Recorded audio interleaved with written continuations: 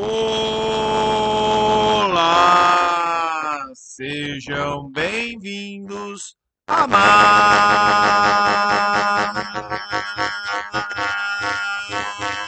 uma correção. Comentários, palpites, pitacos sobre como a geografia aparece nos vestibulares. E agora aqui, ó, vocês já podem perceber que vou falar da prova da Unesp 2026, né? Primeira prova aí de 2026, porque tem o vestibular de meio de ano, né? Ano que vem. A prova aí de 90 questões de conhecimentos gerais. Eu adorei, eu não conhecia esse autor aqui. Achei bem legal esses quadrinhos antigos. Aqui da Laerte também bem legal. Ah, cadê? Essas de artes eu acho demais. Essa do coisa também achei genial, mas demorou. Aqui. Essa daqui de inglês tem um tema geográfico, né? Mas que não tem nome de geografia, né? Porque chama invasões biológicas, né? Quando seres vivos de um lugar vão parar no outro com uma ajudinha aí dos seres humanos, e isso vira, né, um baita de um problema ambiental, né? Como a questão é de tradução, nem vou discutir aqui o resto, porque é mais, né, do inglês, mas o tema em si ele é geográfico, né? E aqui a gente chega na 23. Questão 23 tem um texto sobre a doutora Mariângela Hungria. Deixa eu achar aqui. Aqui, Mariângela Hungria. Toda vez que eu falo de algum cientista, eu sempre gosto de mostrar para meus alunos, né, o rosto deles. E eu acho que a Unesp pecou nisso, né? Deveria ter a foto dos cientistas. Aliás, todos os vestibulares deveriam fazer isso também, né? Doutora Mariângela Hungria, cientista brasileira, orgulho nosso, trabalha na Embrapa e ela trabalha, né, com a vida microbiana dos solos, né? E ela desenvolveu uma tecnologia ali para reduzir o uso de fertilizantes, né? Desenvolvendo aí essa microbiota dos solos, né? Eu sempre digo que a gente é bom em poucas coisas aqui no Brasil, mas agropecuária a gente é muito bom, né? É motivo de orgulho, assim como o SUS, urnas eletrônicas, vacinação, né? Por aí vai. Mas talvez, né, a gente precisava ter uma Embrapa da indústria, uma Embrapa da tecnologia da informação, o país ia voar, né? Embrapa é orgulho nacional. Bem, voltando aqui à questão, então o texto é sobre ela, a maioria das questões é sobre achar coisas no texto, né? Mas eu queria comentar aqui, ó, sobre a doutora, né? É, a doutora Maria Ângela Hungria, né? Que ele conta um pouquinho sobre ela, né? Resulta, tem resultados positivos. Cadê? Desenvolvimento da redução petroquímica, não. E acho que em aumento de produtividade. Mas eu não sei, aqui é meio tradução, mas não era essa que eu estava procurando. Aqui, de acordo com o texto, a cultura mais impactada pela doutora Maria Ângela foi soja, né? A grande área de pesquisa dela é a soja. E aqui, assim, o que eu tenho que comentar? Pô, doutora Maria Ângela Hungria é brasileira, né? Você não sabe, você não entende nada de inglês, você não conseguiu ler nada aqui. Mas, cara, você tem que chutar uma dessas alternativas, soja, né? 40% da produção agrícola brasileira, acho que é soja. Ou pelo menos em valor daquilo que é produzido, vai ser soja. Então, assim, né, tem que chutar alguma coisa, chuta soja, mesmo que você não entenda o texto, né? Enfim.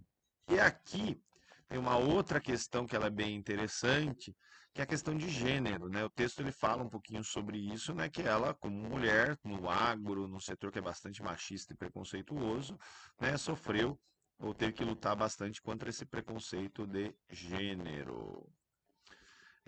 essa daqui também é tradução, mas é tema geográfico, né? Então, dois gráficos aqui que relacionam a área plantada, o aumento aqui de área plantada ao longo do tempo. Aliás, né? A linha é o aumento de área plantada e aqui é a produtividade, né? Dá para ver que a produtividade ela quase dobrou de soja. Mas a área plantada está longe de ter dobrado, né? Aqui é a letra C, né? O aumento da área plantada não necessariamente resulta num aumento de produtividade. A gente fala isso em aula, né? Você precisa ter cuca, conhecimento, né? Com conhecimento você consegue produzir mais, né? Você vai saber qual máquina usar ou qual técnica é melhor para produzir mais, fertilizante, agrotóxico, sementes que se adaptam ao clima de cada lugar, né? O fator mais importante ele é conhecimento e não necessariamente terra. Então não justifica também ficar desmatando um monte de lugar, né? Sendo que daria para produzir mais com as terras que já estão aí. Depois, 25 foi a que eu falei. Agora é 33. Questão 33, ela é de história, leitura do texto, mas esse é um tema, né, que eu comento em aula, apareceu acho que na da FUVEST ou no simulado da FUVEST ou na da Unicamp desse ano, que é o conhecimento que os africanos trouxeram aqui para o Brasil, né? O português não sabia usar ouro, achar ouro, né? Então eles pegaram escravos da região de onde hoje é o Mali, mais ou menos ali, tinha ouro pra caramba, e aqueles caras tinham a cuca, sabiam, é, enfim, né, sabiam achar ouro, processar, metalurgia, enfim, né, o texto ele fala um pouquinho desses conhecimentos, né, que foram aportados pelos africanos que vieram para cá. É um tema que eu falo, né, para mostrar que a gente tem uma visão, né, preconceituosa dos povos africanos, né? Quando eu vou falar de África, falo isso, né? A própria expressão que a gente usa aqui, que é gambiarra, ela tem uma conotação meio pejorativa, meio de fazer de qualquer jeito, mas às vezes gambiarra é você encontrar uma solução produtiva, simples ou às vezes de conserto, né? Para algo um pouquinho mais complicado, né? Tem uns teares africanos que eles têm um alto rendimento, o cara mexe com os dois pés com a mão ali, o cara produz pra caramba. E na Europa, né, os teares europeus ali, eles não eram, talvez, não rendiam tanto que nem esses africanos. Algo parecido pode ser da produção de aço, né? Tem os forninhos ali africanos, coisa que os europeus só conseguiram fazer mais para frente. Aqui é uma outra questão, né, que ela traz um tema geográfico, embora seja de história. Expansão do território estadunidense, né? Começa aqui com as 13 colônias, né? Depois ele vai se expandir em direção ao oeste através da guerra, através da compra, né? Da França, aqui da Rússia. Letra A, né? Guerra com o México. A gente fala um pouquinho disso, né? Quando eu falo do plano ali, né? Que havia de formar um país com acesso a pelo menos dois oceanos, né? Um país muito grande, aquela coisa de levar a civilização ao oeste, né? Isso aparece também em geografia. E aí a gente chega nessa bendita dessa questão 38. É a quarta vez que eu estou gravando esse vídeo por conta dessa questão 38 e vai ser a última também, né? É uma questão de história por conta do horizonte de tempo, mas o modo de resolver essa questão é geográfico e você precisa fazer umas continhas aqui, que é onde eu me enrolo, né? Mas enfim, tem uma tabela, provavelmente usava dados aí do censo de 872. Notem que a divisão regional era diferente e ela traz aqui dados, né, de quatro ordens: população total, escravizados, livres e imigrantes estrangeiros. E aqui tem um detalhezinho, né? O imigrante estrangeiro, ele também era um homem livre, né? Isso é importante para uma das alternativas aí a gente eliminar. Então tem três que a gente elimina com uma certa facilidade só batendo o olho aqui na tabela. Letra A, região Nordeste e Centro-Sul reuniam populações maiores escravizados. Nordeste, Centro-Sul, maiores escravizados, até que está certo. E de imigrantes estrangeiros. Nordeste tem 27, Centro-Sul 148, mas ó, Sul tem mais do que o Nordeste, então não é a letra A. Letra B. Regiões extremo norte e nordeste reuniam as menores populações de escravizados. Não, era sul e oeste. E a letra E também dá para eliminar fácil.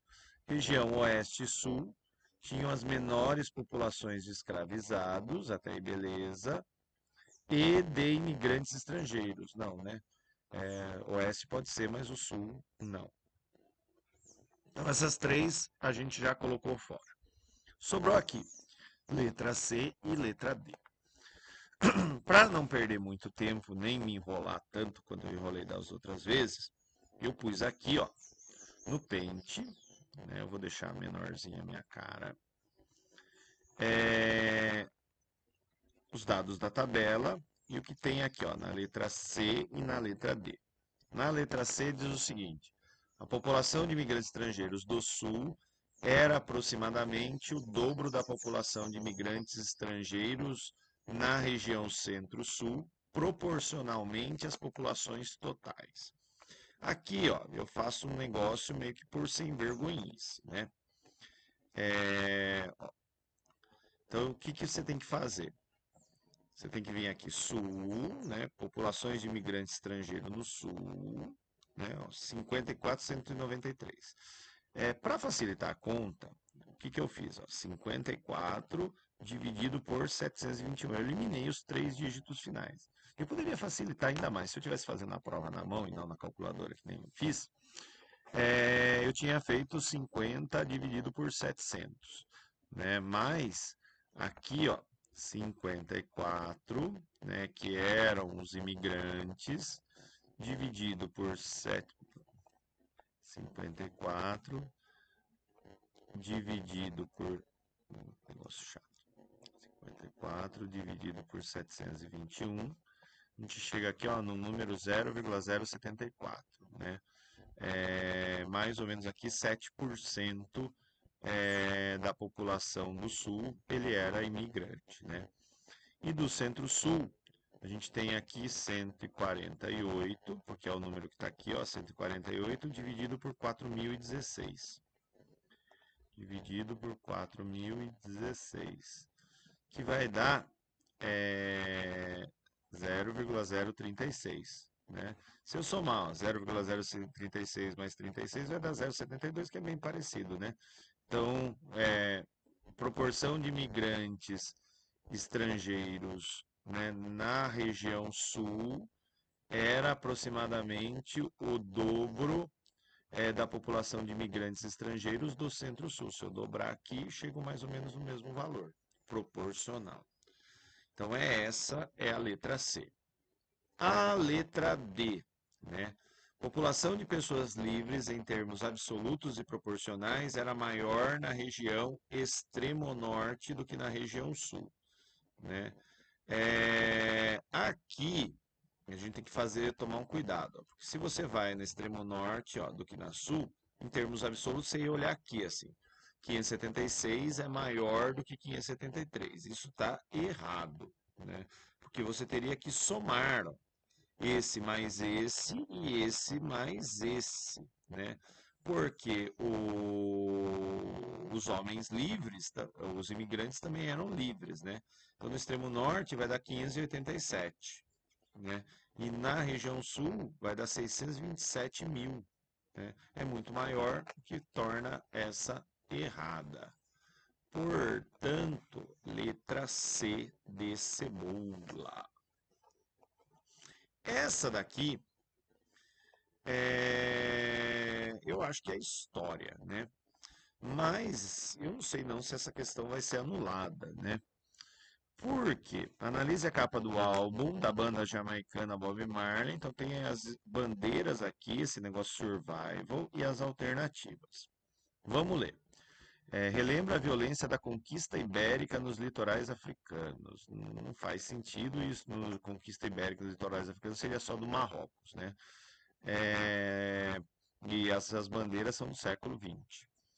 Estabelece por meio de bandeiras países africanos independentes e da imagem estilizada de uma embarcação um vínculo entre a África e a América. Aqui é um problema. Porque eu não consigo ver um barco aqui, né? Eu vejo um retângulo e aí parece que isso aqui seria um pedaço do barco e essas pessoazinhas aqui seriam os escravizados no convés do navio. Eu até fui procurar na internet capa e contracapa Survival Bob Marley.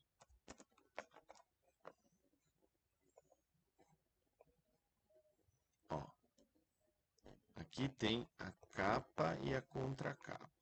Vamos olhar ela inteira. Ó, aqui numa definição melhor, eu ainda não consigo ver barco desse lado. E no verso eu também não consigo ver barco. É... Enfim, né? Mas é essa que está no gabarito como certa. Deixa eu aqui. Letra C. Revela por meio de bandeiras de países islâmicos. Não necessariamente, né? Tem país ali que tem uma mistura de pessoas, tipo Quênia. Tem cristão, tem islâmico lá no Quênia, animista, enfim. É, imagem alusiva às religiosidades africanas, diversidade e tolerância. Não faz sentido. Celebra a resistência dos africanos às ações imperialistas dos Estados Unidos. Estados Unidos, século XVI, XV, XVI nem existia. E aqui, assim, né? Quando eu fiz essa questão, eu marquei essa. Critica por meio das colônias africanas o título do álbum, mas não é, né? Porque é bandeira dos países africanos. Mas por que que na hora que eu fiz eu acabei marcando essa sem me perceber aqui da colônia? Ela tá errada, tá? É por conta desse embarcação. Essa embarcação aqui, meu, se não anular essa questão, é uma sacanagem muito grande. E eu ainda não consegui ver um barco. Ainda não encontrei nenhum lugar aqui falando de barco. Enfim, tá? Mas no gabarito é a letra B que tá, por enquanto. Depois,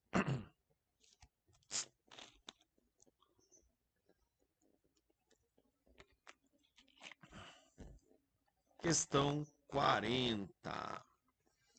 Questão 40 é de história, né? Ele traz dados estatísticos ali de população economicamente ativa, coisa que você aprende na geografia, mas usando dados mais antigos, né?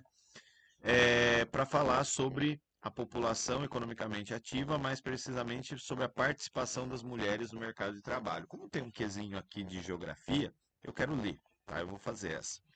A norma oficial ditava que a mulher devia ser resguardada em casa, ocupando-se dos afazeres domésticos enquanto os homens asseguravam o sustento da família, trabalhando no espaço da rua.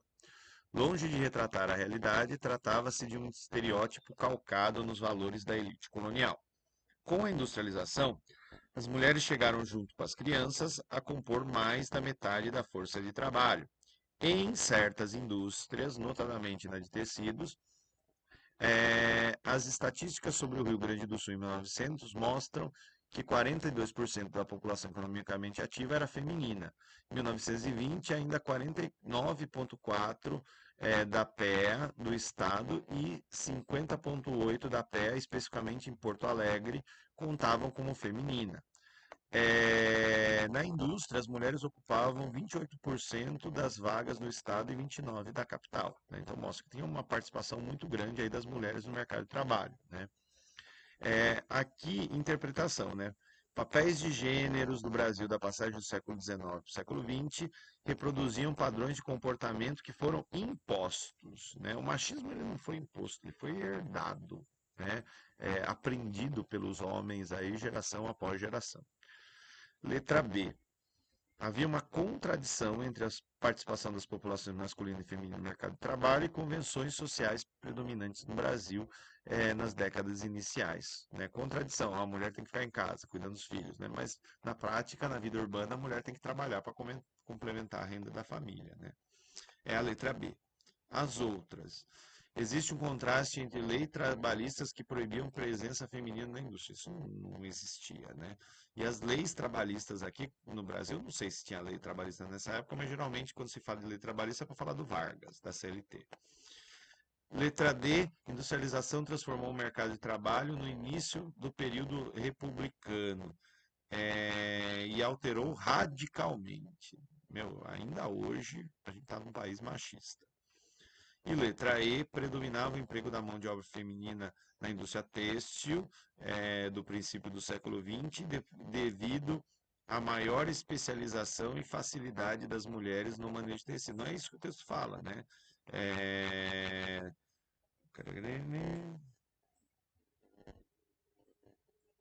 Só diz que tem mais mulheres é, na população economicamente ativa, né? Então, em 1900, já 42% das mulheres estavam na população economicamente ativa. 20 anos depois,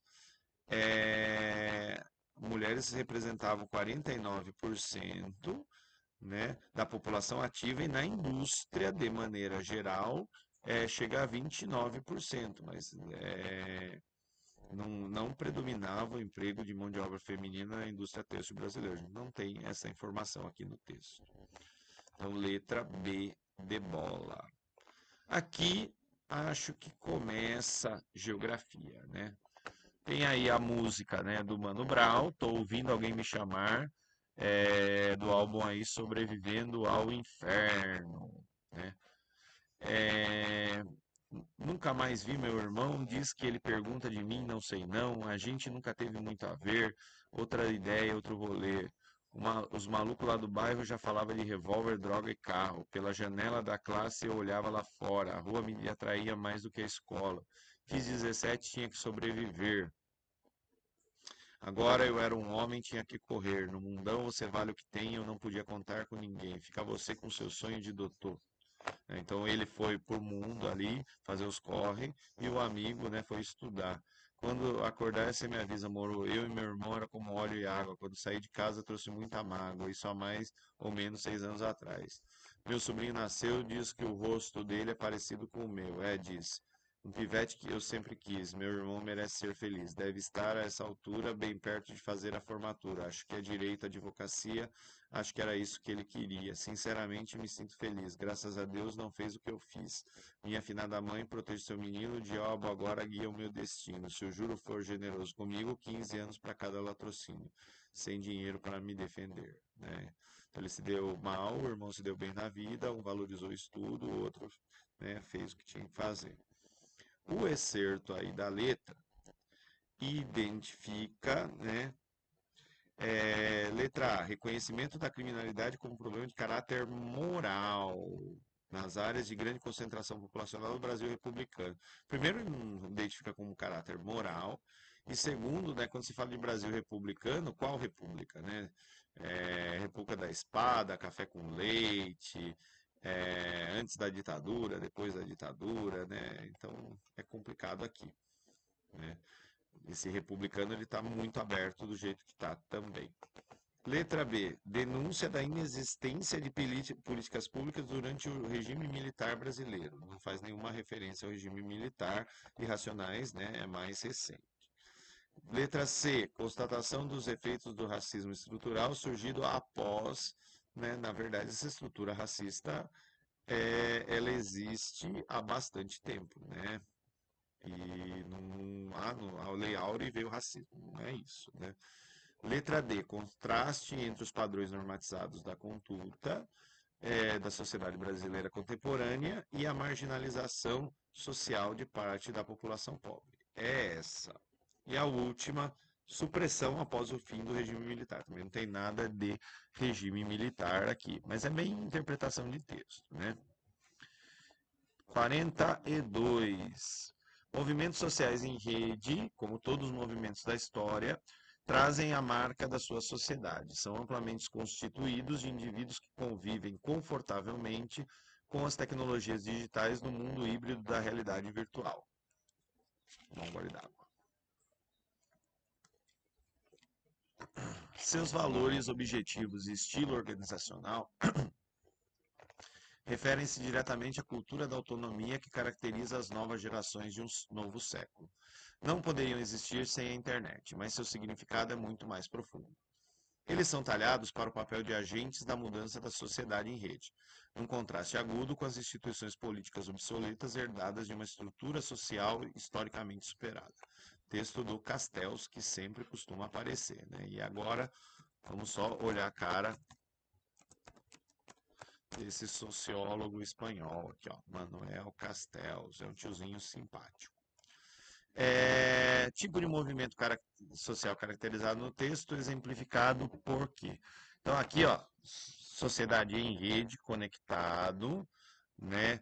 Diz que esse movimento não poderia ser exercido sem internet e caracteriza as novas gerações. Aqui o horizonte de tempo também 2013.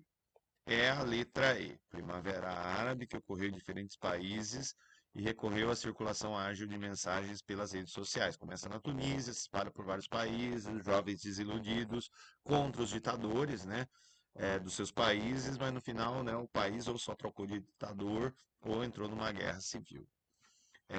As outras coisas. Invasão russa da Ucrânia é bem recente, 2022, se eu não me engano, né? E a Rússia estava mais interessada em outras coisas do que desmontar bases de comunicação digital da Ucrânia. Hamas, é 2023, né? Acho que foi o ataque do Hamas, né? E beleza, sequestrou, impediu que ela se comunicasse, mas não é sobre isso que o texto está falando, né? Recente lei do Brasil que proibiu o celular, também a motivação é aprendizagem, não é liberdade, usar isso, né, para causar uma revolução. E Ocupe Wall Street era o movimento das pessoas comuns em Wall Street ocupando aquele espaço dos ricos, né? Não é um movimento que reuniu investidor, né? Era gente sem dinheiro que estava ali. Aqui, letra E de elefante. Depois, 43. No cenário geopolítico contemporâneo, marcado por mudanças e desafios significativos, o conceito de sul global ganhou destaque como vetor crucial para o debate sobre desenvolvimento inclusivo e equitativo, né? Esse termo transcende as fronteiras geográficas tradicionais, reunindo países que compartilham desafios socioeconômicos similares e uma história de marginalização das relações internacionais. A presidência brasileira no G20 entre 2023 e 2024, seguida pela África do Sul, simboliza a emergência das nações do Sul global no cenário mundial, redefinindo as dinâmicas de cooperação internacional. Na Unicamp caiu também esse negócio de Sul global, né? Norte rico, Sul pobre, né? Mas essa daqui eu acho que abordou melhor do que a da Unicamp, que usou aquele mapa que está errado, pelo menos desatualizado. Construção geopolítica do termo sul global evidencia, né?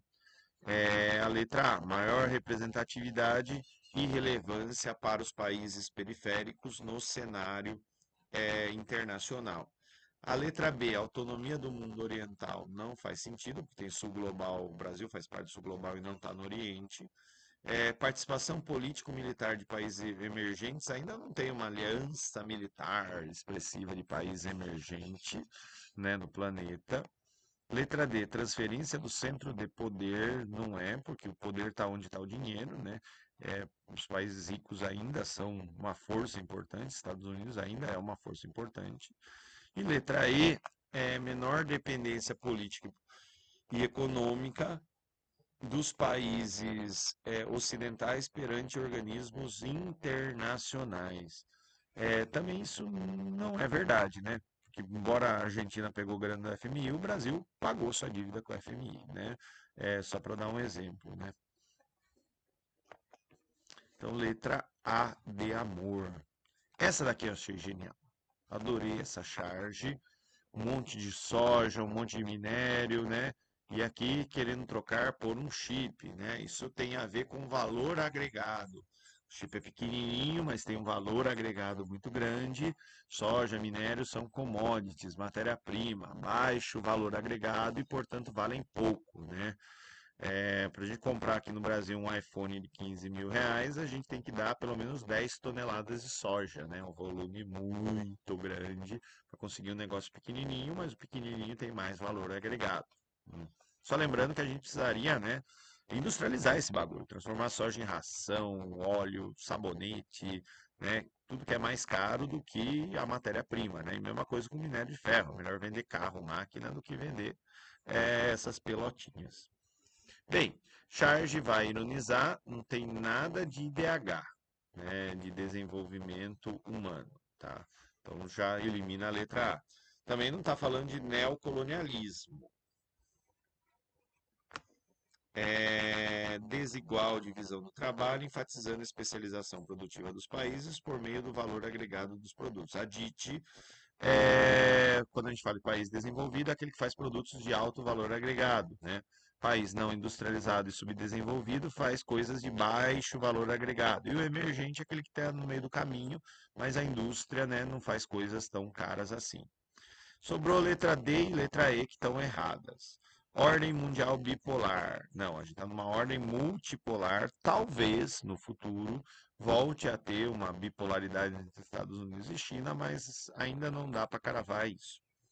E letra E, monopólio industrial como indutor de novos mercados. Né? Não está falando nada de monopólio aqui, né? Bem, então, continuando, 45, leia a transcrição de uma reportagem publicada no canal de jornalismo da TV Cultura no YouTube. Prática que movimenta 5 milhões de reais por mês em todo o país. Bancos comunitários regulamentados pelo Banco Central que funcionam principalmente em pequenas comunidades. Um exemplo dessa prática ocorre no açougue do Silvestre, na zona sul de São Paulo, que aceita várias formas de pagamento. Pode pagar com dinheiro real ou com moeda Sampaio, né? Ou com cartões. Não, não, você não ouviu errado. Aqui se aceita o Sampaio, uma moeda social. Ela foi criada no bairro do Jardim Maria Sampaio e só pode ser usada pelo bairro. Isso é uma informação importante para depois. Para o comerciante, troca um por um. Dá R$ 1, recebe um Sampaio. Dá um Sampaio, recebe R$ 1. Então, para a gente é dinheiro vivo. Mesma coisa que fosse o real, diz o dono do açougue. Então, moedas comunitárias, né? Elas são criadas para estimular o comércio entre as pessoas do bairro, né? Porque como o cara vai ter essa moeda, ela só vai ser aceita ali no bairro, só vai poder gastar nos estabelecimentos daquele bairro. A ideia é fazer o dinheiro circular ali na comunidade. Alternativa do uso do real. Pagamentos apresentados na reportagem demonstra uma estratégia do que está na letra. Vamos lá. Letra A. Problematização da reprodução do capital. Já que emitindo sua própria moeda, instituições financeiras adotam políticas socialistas. Não tem nada de socialista nisso. Se é moeda, se é propriedade privada, se um está comprando, outro está vendendo, isso é mais capitalismo do que socialismo. É a letra B. Fomento ao comércio local, estímulo ao comércio local, mantendo a paridade com o real, a moeda estimula a circulação da economia entre os moradores do bairro. A letra C está errada. Resistência ao sistema bancário privado, né? Não. E as pessoas também não estão controlando a economia, né? Ainda mais quem mora no Sampaio ali, né? Ou nessas comunidades mais pobres, né? Não faz o menor sentido. Letra D. Incentivo ao consumo consciente. Consumo consciente é comprar coisas que não agridam o meio ambiente e também não comprar coisas que você não precisa, né? Não ficar comprando um monte de tranqueira que vai virar lixo, né? Não tem nada a ver com essa proposta aqui. E rearranjo de centralidades financeiras, já que ao emitir moeda própria, bairros são obrigados a estabelecer novas instituições especulativas. Assim, essa frase não tem nada a ver, né, nem pato com ganso, tá? Mas a ideia, assim, se isso dá certo, aumenta o comércio, melhora a vida econômica do bairro, ele passa a ser um centrinho, né, importante. Essa daqui, 46, então, nossa, 45 é letra B, tá? Fomenta o comércio local. 46 ela é de história, né? Tem um texto aqui falando: latifundiários entenderam que a escravidão, mais cedo ou mais tarde, chegaria ao fim e que seus cafezais corriam o risco de ficar sem mão de obra. Uma vez tornadas por lei ilegais a invasão e ocupação na zona rural, tanto os ex-escravizados quanto os imigrantes pobres europeus ficariam impedidos de ter suas próprias terras, ainda que pequenas, e naturalmente se transformariam em trabalhadores abundantes baratos para os latifúndios. No contexto tratado pelo excerto, a lei adotada em meados do século XIX é a Lei de Terras, que esse ano fez 175 anos, né? Isso vai produzir a concentração fundiária que a gente fala em geografia, né? Isso aqui eu falo bastante em geografia. Das outras leis, né, a gente não fala tanto, né? Acho que a Lei Eusébio Queiroz proíbe o tráfico negreiro, também acho que fez 175 anos. Lei de Sesmaria não tenho a menor ideia do que é. Lei Áurea da abolição da escravatura. Estatuto da Terra ela é um pouquinho mais recente sobre reforma agrária, né? Mas aqui, letra A. Depois, 47, Geografia e Biologia, sobre o alface transgênico. Então, aqui tem um texto, né, maquiando os transgênicos, mostarda mais palatável do que o alface. Indústria alimentícia usa a técnica premiada com o Nobel para tornar alimentos mais atrativos e quebrar a resistência dos consumidores. Então, aqui está a mostarda, né? Ela é parecida com a folha do alface. Folha de mostarda geneticamente modificada para remover a sua picância. Não sei, eu falei folha de alface porque para mim parece um alface, tá? Mas eu não como vegetais. A proposta foi originalmente desenvolvida pela startup de tecnologia agrícola, que firmou um acordo exclusivo de licenciamento do produto com a multinacional Bayer para desenvolver e comercializar o vegetal. As modificações foram feitas a partir de uma técnica que é capaz de alterar com alta precisão o DNA de animais, plantas e micro-organismos. A mesma que em 2020 rendeu aos pesquisadores Emmanuel Charpentier, né, o Prêmio Nobel de Química. Sob os pontos de vista da geografia e da biologia, a produção de transgênicos, esses organismos geneticamente modificados, promove respectivamente. Gente, transgênico é caro, você tem que comprar semente. E às vezes tem que comprar insumos para lidar com ele, né? Um agrotóxico específico, um fertilizante específico. Então é caro. E se é caro, é para rico, não é para pobre. É a letra E, dificuldade no acesso de pequenos agricultores a sementes produzidas em laboratório. É essa. As outras, não vai redefinir o conceito de espaço rural. Isso não está falando, é uma tecnologia para você plantar na cidade. Desenvolvimento de novas relações de trabalho, também não está falando sobre isso. Ineficácia da modernização do campo diante da mão de obra, também não está falando de mão de obra de trabalho, né? E incorporação de saber tradicional, não, isso aqui é super moderno, né? Então, letra E de elefante. Questão 48, Milton Santos, né?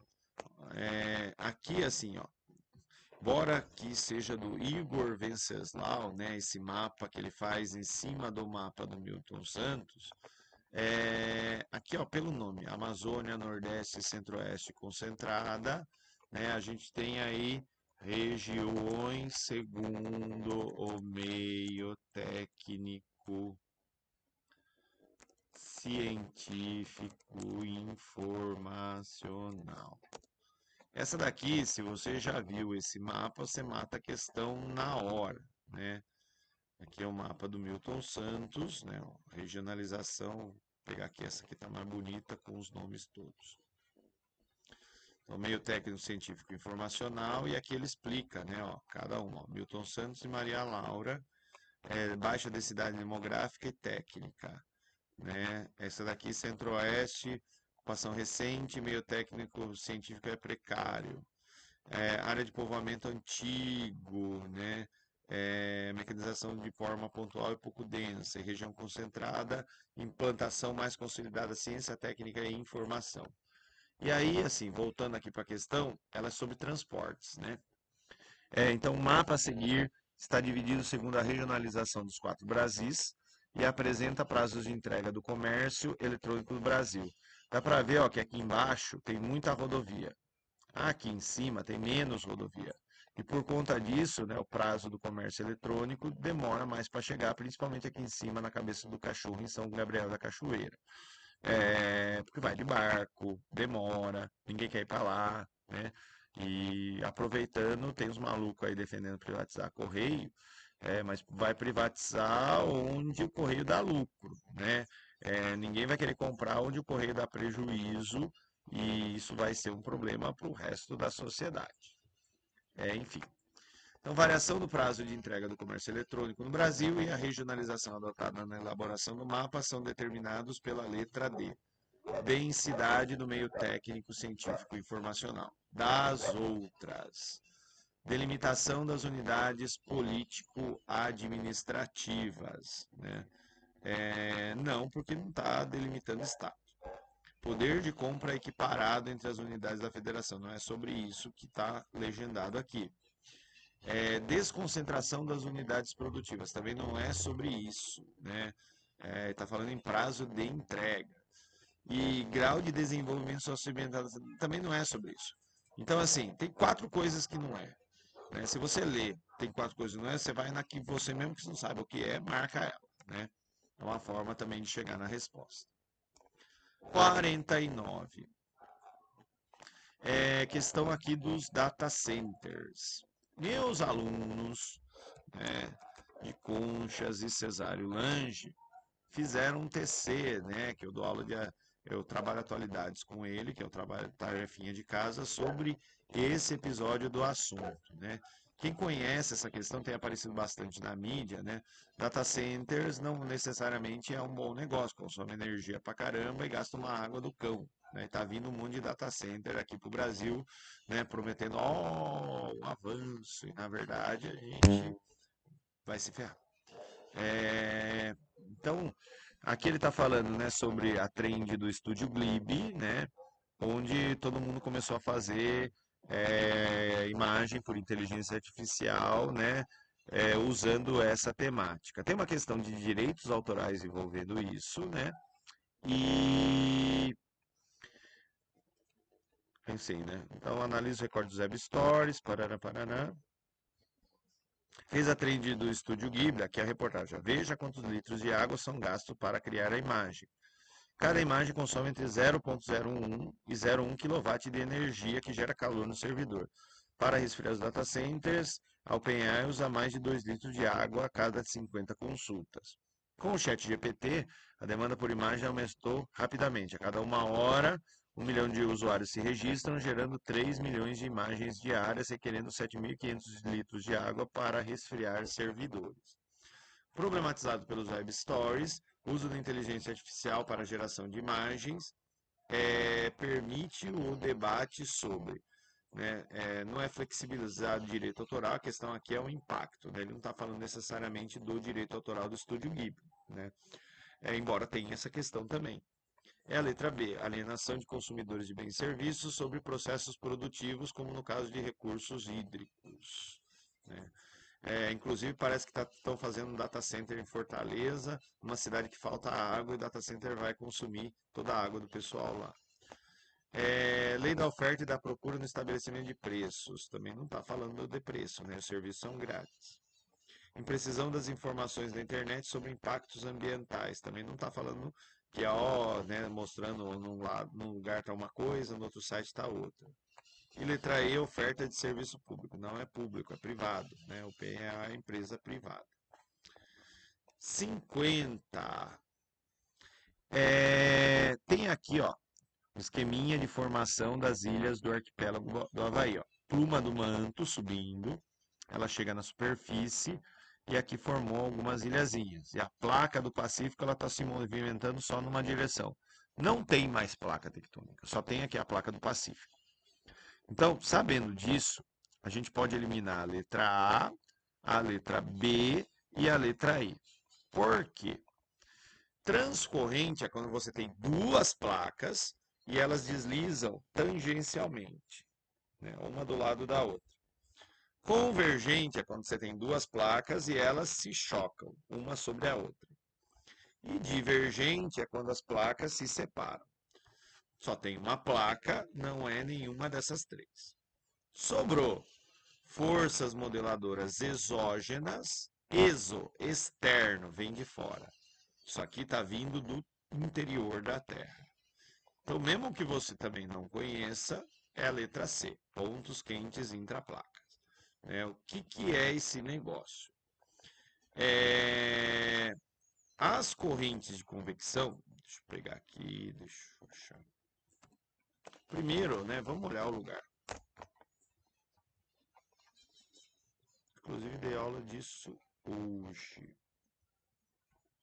Oceania.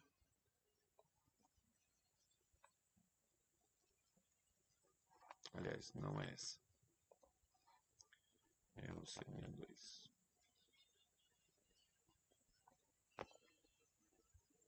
Não. Oceania 1, aspectos físicos.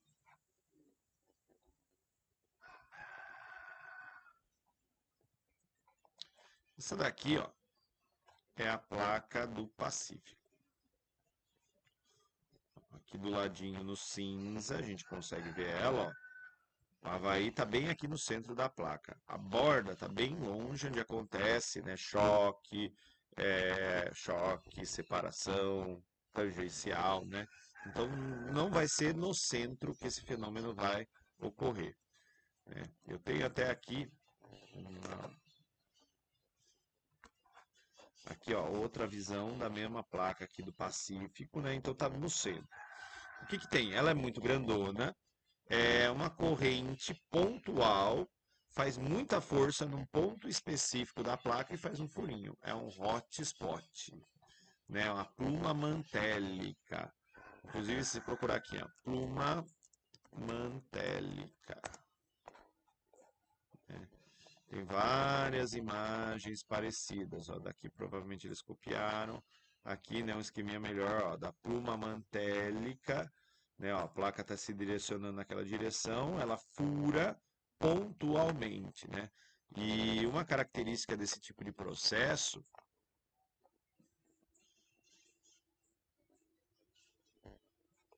é a formação de montanhas submersas ou de ilhas numa sequência, né? Então aqui, ó, dá para ver onde começa esse processo aqui, ó. E à medida que a placa vai movimentando, ela foi seguindo, ó, em várias outras direções. Daí continua aqui, ela fica mais forte nessa região de Midway, que vai formar aqui atol, né? Mas, ó, ela vai continuar até chegar aqui no arquipélago do Havaí. Então é letra C de cebola. Essa daqui, 51, né? É uma questão bem legal sobre análise de solos, né? Então tem aqui um experimento, né, para fazer o teste de solo em um recipiente, preencha até metade, né, com a amostra de solo, em seguida preenche o espaço restante com água. Deixe um pouco de ar na parte superior, tampe o recipiente e agite vigorosamente. Daí vai desmanchar os torrões do solo,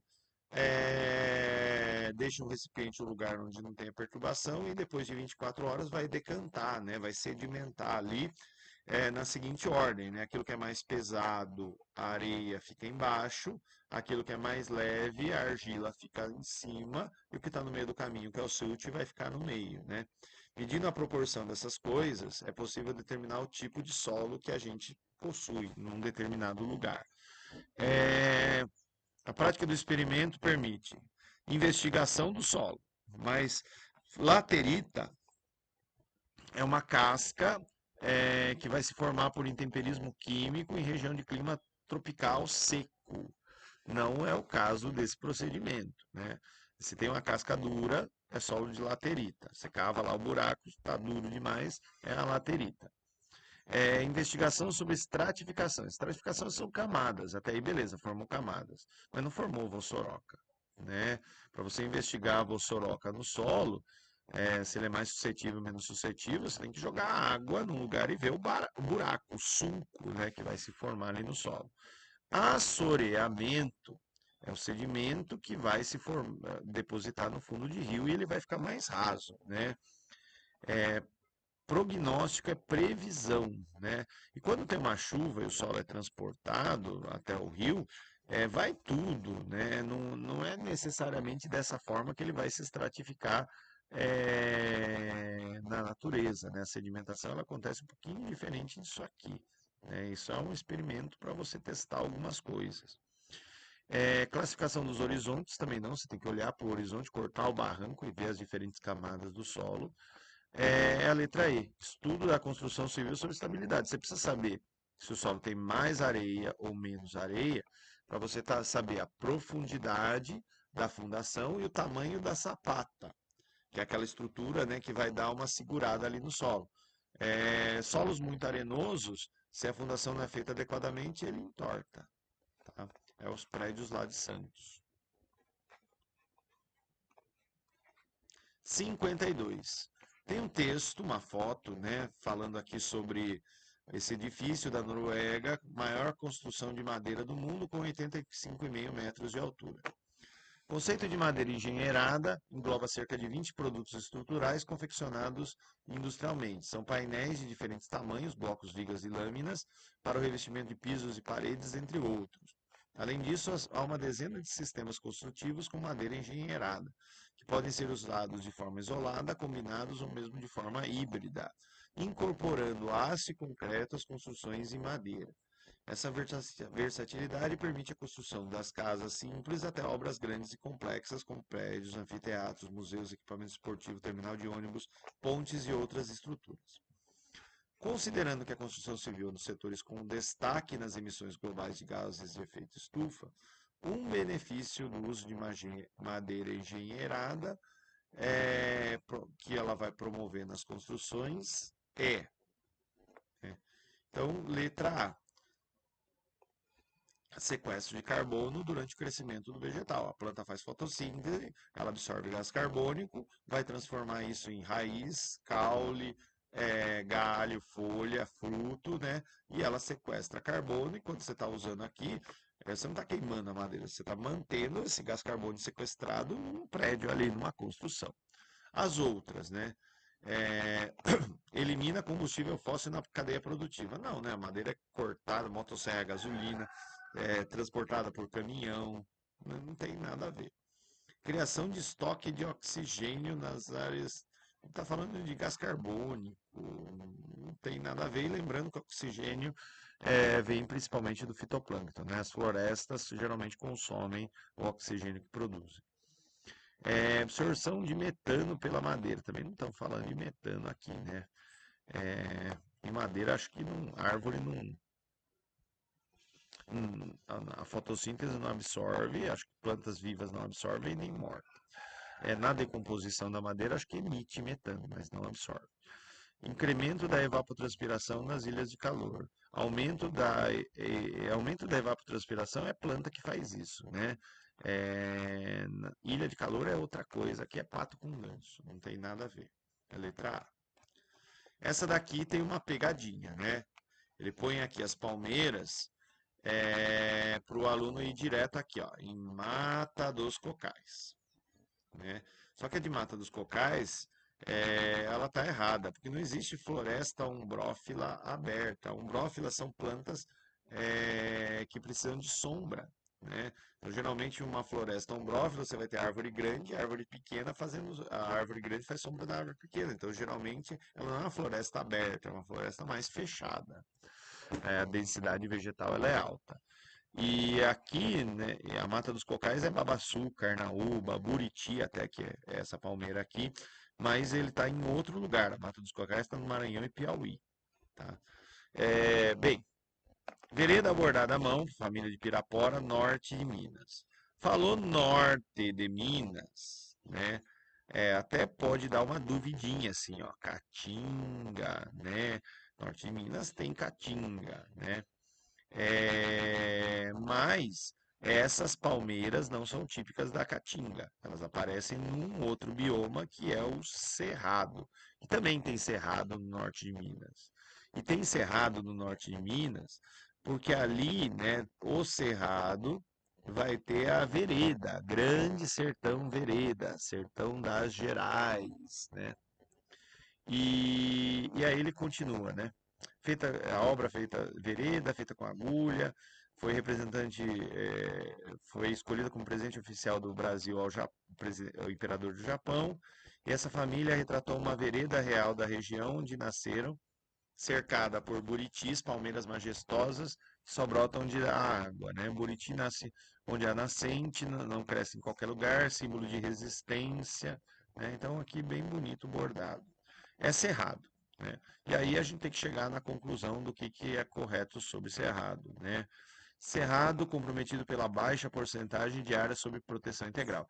A gente só fica falando de Mata Atlântica, de Amazônia, e esquece do cerrado, que é uma formação importante. Letra B está errada por quê? Cerrado não tem vastos espaços abertos. Ele tem esse nome cerrado porque ele é fechado. Cerrar é fechar em espanhol. Tem muito arbusto. É diferente da savana africana. E além disso, assim, vastos espaços por herbáceas abertos, cobertos por herbáceas, faz mais sentido pampa nessa descrição do que o cerrado. Tá? Então, letra C de cebola. Essa daqui acho que é a última direta de geografia. Mais ousado projeto desenvolvido pelo homem depois do Apolo, conjunto de missões espaciais coordenadas pela NASA, Agência Espacial Norte-Americana, entre 61 e 72. Era assim que, em 23 de outubro, a revista Manchete descrevia com o ufanismo da época o projeto Radan Brasil, implementado em 75. O Radan era uma extensão do projeto Radan Brasil, era uma extensão do projeto Radan, sigla de Radar da Amazônia, criado 5 anos antes, e dava início a uma missão ainda mais audaciosa: mapear o território brasileiro e seus recursos naturais. Relatórios técnicos e mapas foram reunidos em 38 volumes da série de levantamento de recursos naturais disponíveis na biblioteca do IBGE. As imagens de radar, impressas originalmente em papel comum e fotográfico, foram digitalizadas pelo Serviço Geológico do Brasil por meio do projeto Radan-D a partir de 2004. No exercício do sensoriamento remoto, diferentes sensores podem ser utilizados. A opção pelo uso de radar no projeto Radar Brasil, conforme mencionado no texto, é explicada pelo.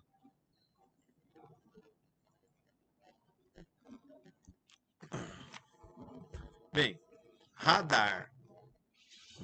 Radar é um sistema que usa ondas sonoras, não sei, né? Mas são ondas, a onda vai, a onda volta, né? E o tempo que leva para a onda ir e voltar, você usa para produzir ali o mapa.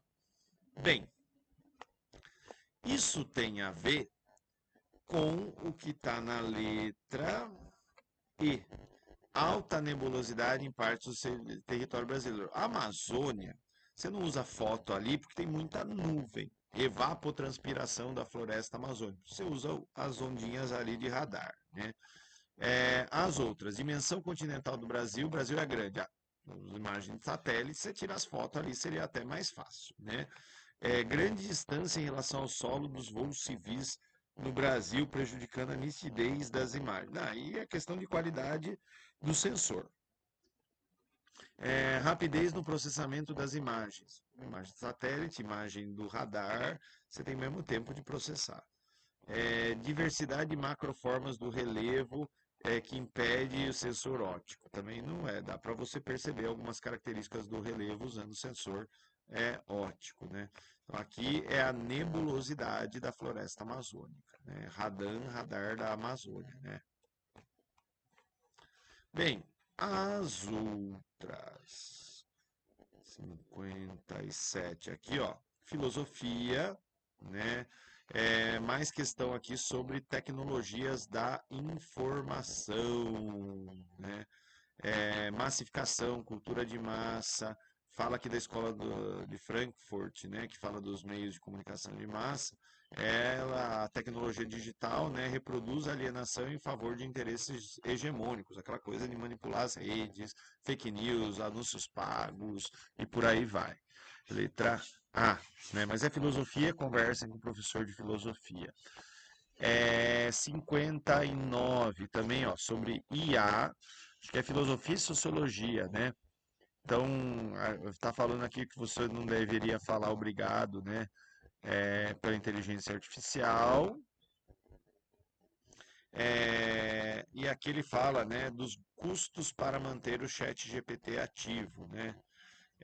Analisando aqui, é meio interpretação de texto, né? É letra, acho que C, acho que é C. Assimilação à crítica sem crítica, né? Os caras não param para pensar, ficam usando esse negócio, obscurecendo as implicações étnicas e existenciais dessa tecnologia. Acho que quando eu fiz eu até errei por causa da negação dos impactos materiais, mas diálogo ético fictício acho que não faz muito sentido, mas daí vocês conversem com o professor de filosofia de vocês. Essa daqui também é muito legal. Racismo algoritmo, bem sociologia essa daqui. Há uns 2 anos atrás, um monte de cidade aí começou a pôr uns programinhas de inteligência artificial no carnaval para reconhecer criminoso, pessoas que eram apontadas. Só que esses programinhas, eles eram alimentados com uns bancos de dados meio tendencioso, né? E aí começaram a prender pessoas negras que nem estavam na cidade na época do evento ou nem eram daquela cidade. E por isso depois não repetiram a experiência, né? Esse racismo dos algoritmos, né? Ele é bastante preocupante. Eu já falei disso em aula, né? É um tema geográfico, mas a questão é interpretação de texto e sociologia. É, Estruturas de dominação são preservadas sobre aparência neutra. Depois, a gente só tem aí mais três questõezinhas. A 67. Essa daqui mistura história, tem um pouquinho de geografia, porque eu falo um pouco de Vargas, um pouco de JK quando eu falo em indústria do Brasil. Então eu vou me meter a fazer essa questão. Na década de 40, Estados Unidos da América tinha especial interesse pela borracha brasileira, Segunda Guerra, né? Ciente disso, o Estado brasileiro fica com convênio com os Estados Unidos, eles investem no Brasil e o governo brasileiro arregimenta a mão de obra dos serigais para extrair látex, né? São soldados da borracha. Ao se referir a essa negociação, o texto evidencia que, letra A, a extração do látex no Brasil cresceu durante o Estado Novo, governo Vargas, né? É, o látex é um líquido leitoso, aí acho que é uma parte mais da biologia, né? As outras, tudo que fala de Kubitschek está errado, porque Kubitschek é nos final da década de 50, né? Não, no 40. E outra coisa, aqui ó, tem essa daqui, ó, outras duas de Estado Novo. Reduziu investimentos governamentais, o texto não está falando nada disso. E floresta tropical brasileira foi devastada para permitir exploração do látex. Não, você não derruba a árvore, você precisa dela em pé e, enfim, né, não faz sentido aí. Então, assim, um pouquinho de bom senso você chegava na resposta. Essa daqui não é geografia, eu não sei resolver a matemática dela. Mas ele fala assim, né? Oslo é uma cidade norueguesa, coordenadas estão a 60 graus de latitude norte e 11 graus de longitude leste. A figura apresenta meridianos e paralelos que permitem a localização geográfica dessa cidade no globo terrestre. Considere um morador de Oslo que esteja em repouso em relação ao solo.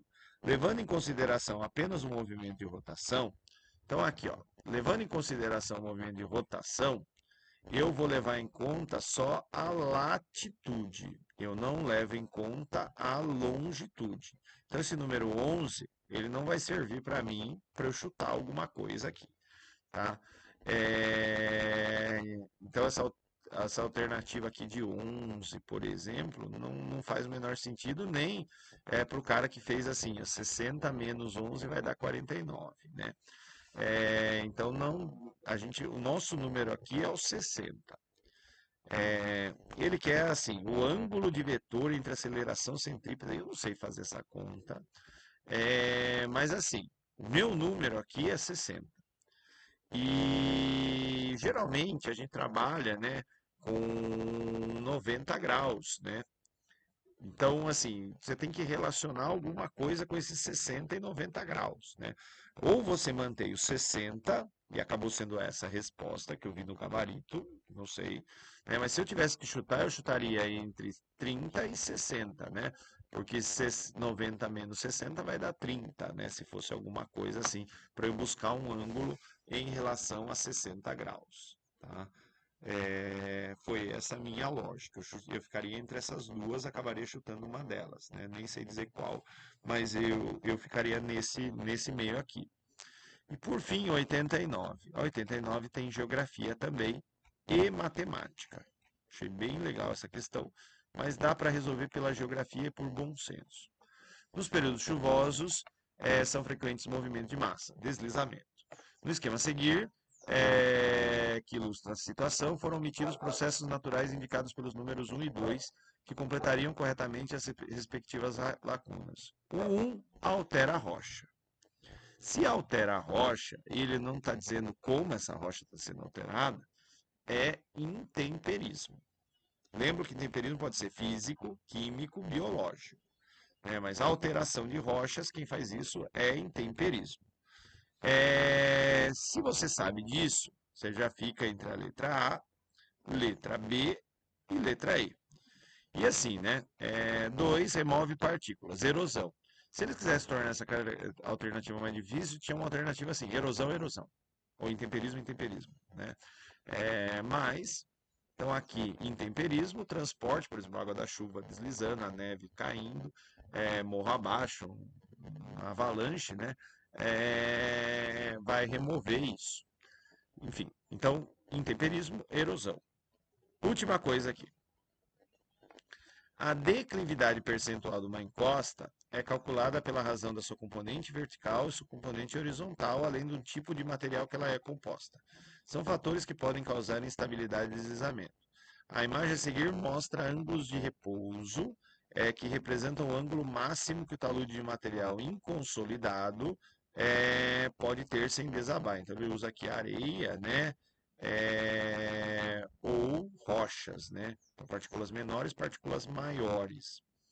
E aí ele quer saber, sem que se saiba exatamente se uma encosta é composta de maiores ou menores, qual é a declividade máxima para que ela não seja suscetível ao movimento de massa. Pessoal, quanto mais declividade, pior. Então a gente tem que ir na que tem menos. Na que tem menos, né? E é intemperismo, depois erosão, é a letra D de dado. Né? As outras são 82% é mais, né? E 100% é pior ainda, né? Então, quanto mais inclinado, pior. Tá? Letra D de dado. Gente, era isso que eu tinha para falar para vocês. Muito obrigado a quem chegou até aqui e tchau, tchau.